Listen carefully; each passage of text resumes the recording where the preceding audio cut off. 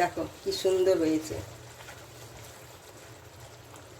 আমি যেভাবে করেছি তোমরা এইভাবেই করবে। দেখো কালারটা দেখো, ঠিক অনুষ্ঠান বাড়ির মতন। বেশি ঝোল দেবে না, বেশি মশলা দিয়ে তেল মশলা দিয়ে করবে, শুকনো শুকনো করে খেতে হবে, তো ওই জন্য একটু তেল মশলাটা বেশিই লাগবে। কাতল মাছ নিয়েছি, এটার মধ্যে আমি পরিমাণ মতো নুন, যে যেমন নুন খাবে সেই অনুযায়ী নুন দিয়ে 5-10 মিনিট আগে থেকে মেখে রেখে দেবে। আর দিচ্ছি আমি একটু লাল লঙ্কার গুঁড়ো, মানে ঝাল লঙ্কাটা, কাশ্মীরি লঙ্কা না। আর দিচ্ছি আমি পরিমাণ মতন হলুদ।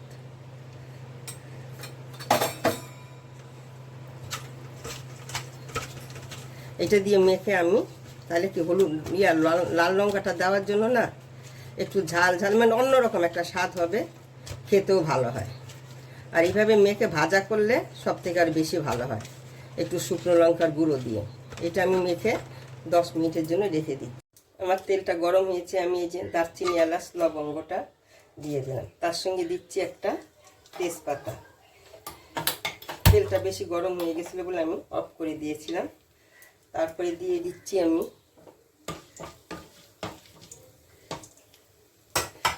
পেঁয়াজ।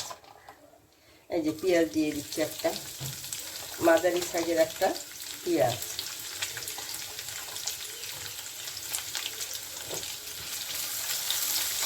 এখন দিয়ে দিচ্ছি কয়েকটা রসুন আর কাঁচা লঙ্কা। এই যেরকম ভাজা ভাজা হয়েছে, খুব একটা লালচে আমি ভাজবো না, হালকা ভাজবো। তার মধ্যে দিয়ে দিলাম কয়েকটা টমেটো, একটা মাঝারি সাইজের টমেটো। আর দিয়ে দিচ্ছি কয়েকটা কাজু বাদাম।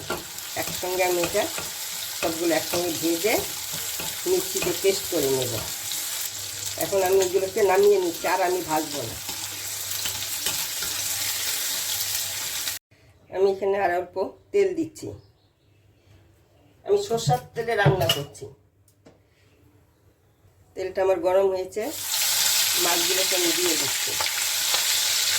কাতল মাছ, বড় মাছ, আমি অল্প করেই করছি।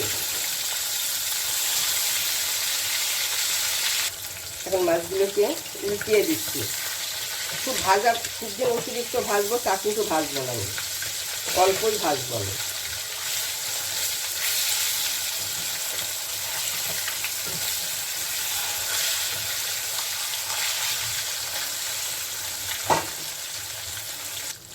এই শুকনো লঙ্কা দেওয়ায় মাছগুলোর কালারটা কি সুন্দর হয়েছে।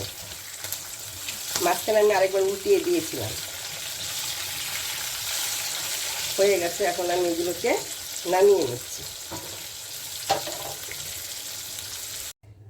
এই যে আদাটাকে আমি ভাজতে ভুলে গেছি, এই জন্য এই যে মশলাতে ভেজেছি এর সঙ্গে আমি এটাকেও পেস্ট করে নিব, কাঁচা অবস্থা আর আমি ভাজবো না। আমি এখানে জিরা ফোড়ন দিয়ে দিলাম। ওই তেলে কী করবো, আমি একটু কাশ্মীরি লঙ্কার গুঁড়ো দিয়ে দিয়েছি। তারপরে দিয়ে দিলাম হলুদ গুঁড়ো পরিমাণ মতো।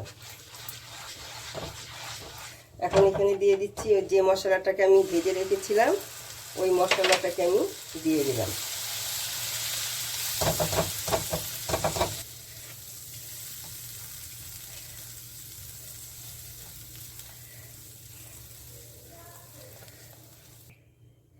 এখন দিয়ে দিচ্ছি ধনের গুঁড়ো, দিয়ে দিলাম আমি, না ওইটা জিরার গুঁড়ো ছিল, এখন একটা ধনের গুঁড়ো। এখন গ্যাসটা আমার অফ আছে, কেন তেলটা পুড়ে যাচ্ছিল মশলাটা, ওই জন্য আমি অফ করে দিয়েছি। এইগুলো একসঙ্গে আমি এখন এগুলো সব কষিয়ে নেব।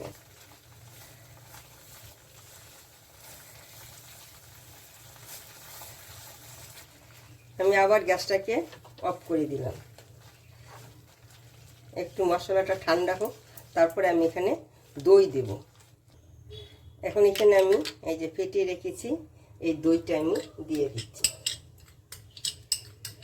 বেশি গরমে দিলে তো ছানা ছানা হয়ে যায় না, কেটে যায়, ওই জন্য আমি একটু গ্যাসটাকে বন্ধ করে দিয়েছি।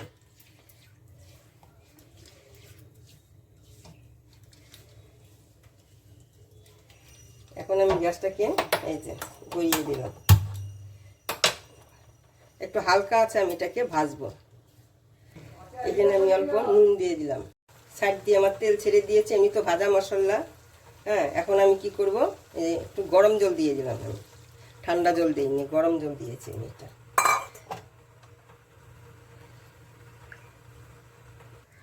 এখন আমি মাছগুলোকে দিয়ে দিলাম, জলটা ফুটে উঠেছে, জলটা আমি এখন মাছগুলো দিয়ে দিলাম। আমি 2 দানা চিনি দিয়ে দিলাম। আমি এটা কাতল মাছের কালিয়া রান্না করছি। কাতল মাছের কালিয়া, যে কোনো মাছের কালিয়া রান্না করতে না একটু মশলাটা বেশিই দিতে হয়। তেল মশলা সব কিছু একটু বেশি দিলেই ভালো লাগে, কেন মশলাটাতে মেখে মেখে খেতে হবে, ওই জন্য। দেখো অনুষ্ঠান বাড়ির মতন কালারটা এসছে। আমি যেভাবে রান্না করেছি তোমরা এইভাবে করে দেখবে, খেতে কিন্তু খুবই ভালো হয়, অনুষ্ঠান বাড়ির মতন।